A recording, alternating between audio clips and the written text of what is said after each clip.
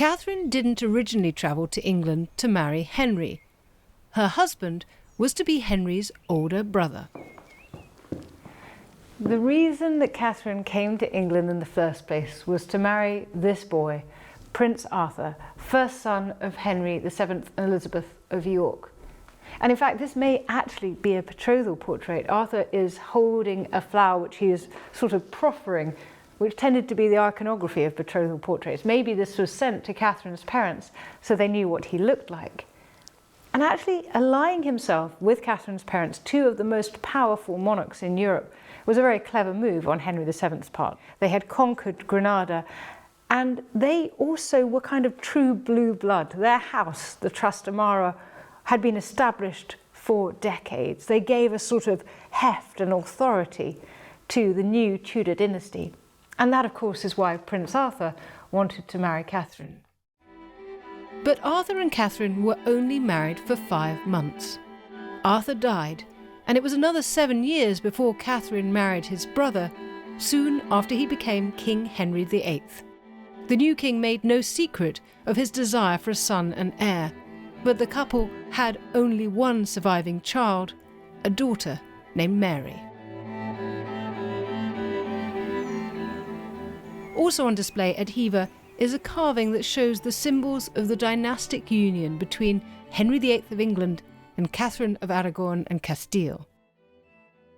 You've got the Tudor roses on one side and the pomegranate on the other, Catherine's symbol, because it was the symbol of Granada. So this is where Catherine comes from and speaks to her. And I suppose it gives us a sense of what Catherine and Henry's relationship was like in the teens and 20s, early 20s. What do you think? Very much so. I mean, here we have, a very potent symbol of their union.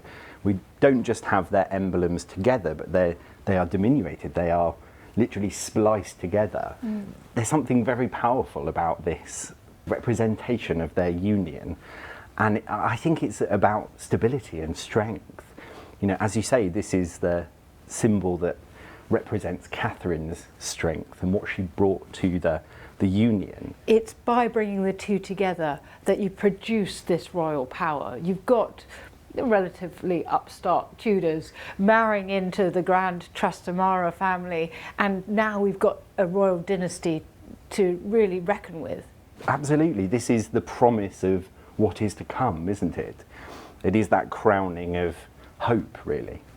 We so often rush ahead and think about the fact that it fell apart, but for so long it was such a strong union, and Henry took such strength from being with a woman like Catherine. Very much so.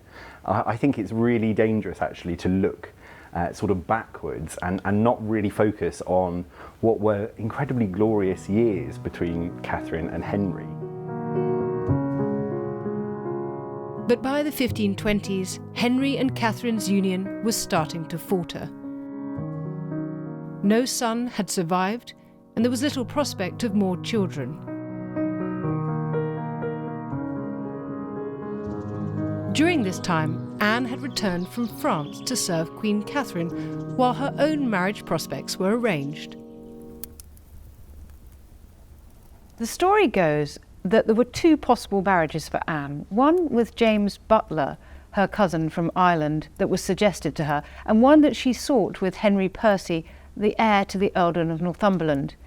The evidence is partial, but it seems that Cardinal Thomas Wolsey may have championed one and thwarted the other, and then sent Anne back here to Hever to stew. But at some point, Anne returned to court. There's evidence that in 1526 she caught Henry VIII's eye.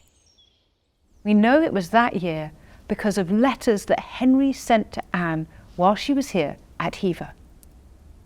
A key letter was written in 1527, but referred to events the year before.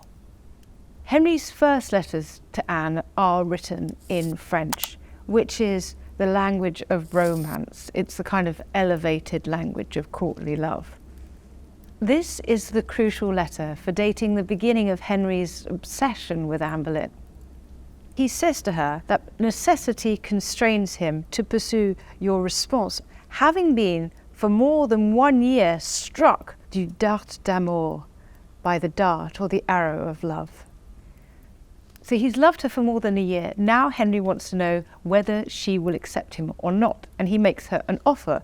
He says to her, "Will you do the office of being my true loyal mistress and friend?" And he makes her a really appealing offer.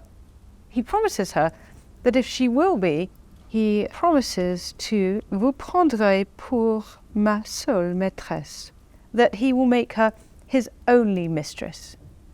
And what's interesting about this is that he's approaching her in the spirit of courtly love, and yet, unlike a courtly lover, he's demanding an answer, and he wants to know whether she will say yes or no.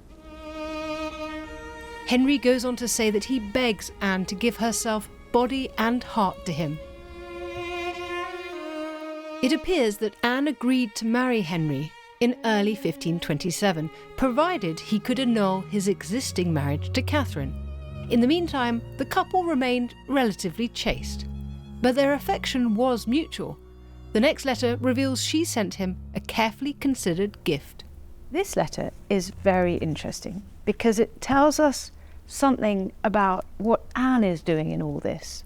Henry thanks Anne for the New Year's gift she has given him, the Lantraine, si belle, so beautiful, that nothing could be like it.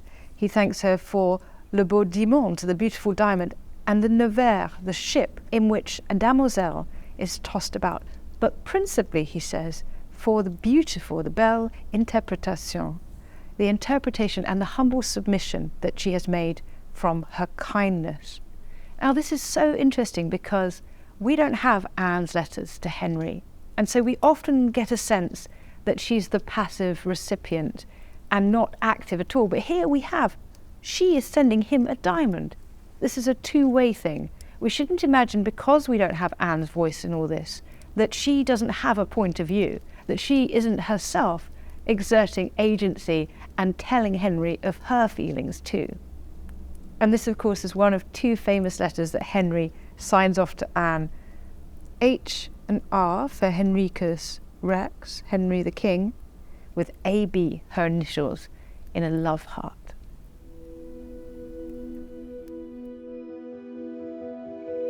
But what was Katherine doing while Henry and Anne were exchanging love letters? The evidence suggests that she was fighting hard to save her marriage. In 1527, Katherine of Aragon was commissioning many things to start to defend her marriage. She had already commissioned a book on marriage to Erasmus of Rotterdam that predates 1527, so she already knew what was coming. But also, let's think about this.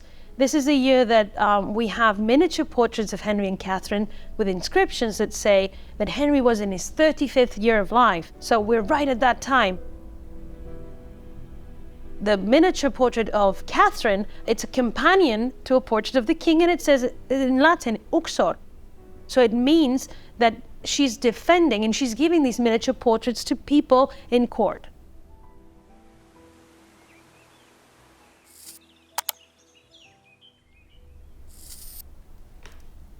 There's a terrible irony to the pictures that Katherine commissions. And we can tell this from a letter that Henry sent to Anne.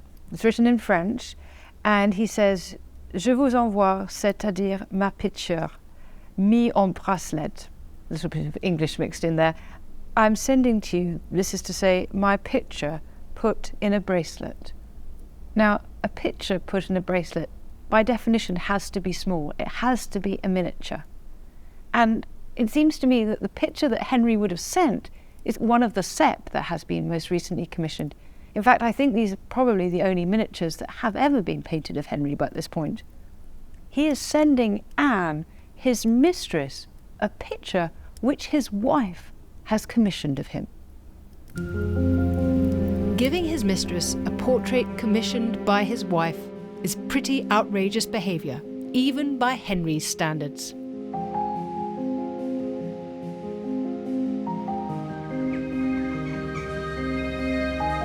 It's too easy to see Katherine and Anne always in opposition at this time. competing for Henry and representing different sides of the religious division of the period. Katherine looking to Rome and Anne to new ideas. But they also had a lot in common.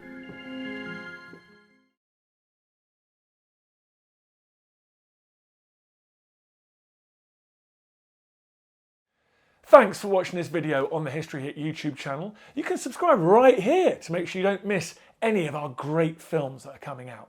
Or if you are a true history fan, check out our special dedicated history channel, historyhit.tv. You're going to love it.